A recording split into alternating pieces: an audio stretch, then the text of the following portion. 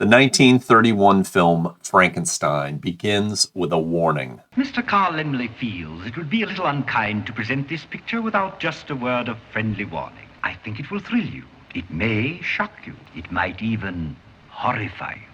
Was this a marketing gimmick? Or was the film actually considered frightening enough to warrant a warning?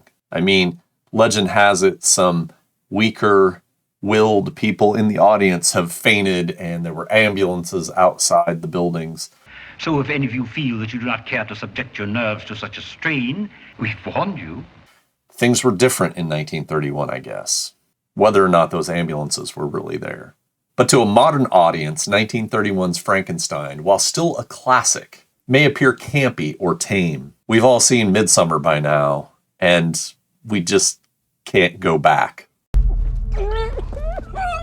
What's up, nerds? Today we're talking about power creep, and I've got a green weenie example that illustrates this phenomenon in magic. You are about to participate in a great adventure.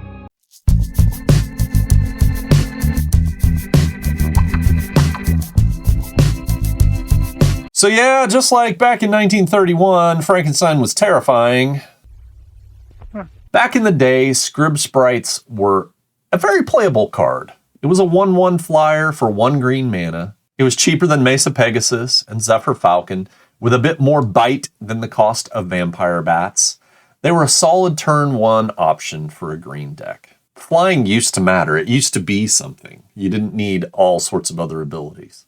And while the Pegasus has banding and the Zephyr Falcon has the vigilance ability, even before they called it vigilance, it was still cheaper to get the sprites on the board.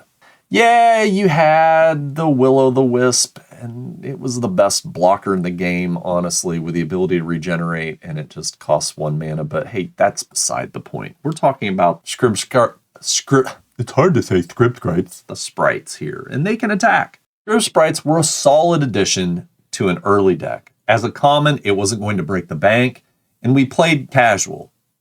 I never played in a tournament, and Scrib Sprites were a great thing to throw in your deck, and you could easily have plenty of them. And even when I play Chandelar these days, I love when I can pick up Scrib Sprites. It's great to have them pecking at your opponent from the get-go. But years later, power has crept along, making Scrib Sprites pretty much obsolete. In order to play a 1-drop creature these days, you need more than flying to add it to your deck. Take Noble Hierarch, for example. It has Exalted, which means it can buff an attacking creature, and the ability to tap it for 3 different colors of mana, green and its 2 allies, white or blue. It's a pretty darn good card. You also have the Allosaurus Shepherd. Can't be countered, and once it's on the board, green spells can't be countered either. And late game, you turn all those elves you've been building up into dinosaurs and just stampede the crap out of your opponent. Or then we have the unassuming Arboreal Grazer. It has reach, which allows it to block creatures from the get-go. It's a 0/3, so the 3 toughness isn't anything to laugh at either early game. But when you play it, you can also dig out that shock land in your hand and play it tapped, which you would have had to do anyway, and not get shocked and still be able to use it on turn 2. What a play. This game has changed so much in 30 years. That's part of the reason why I don't play much. Just like movies have changed a lot in the last 90 plus years.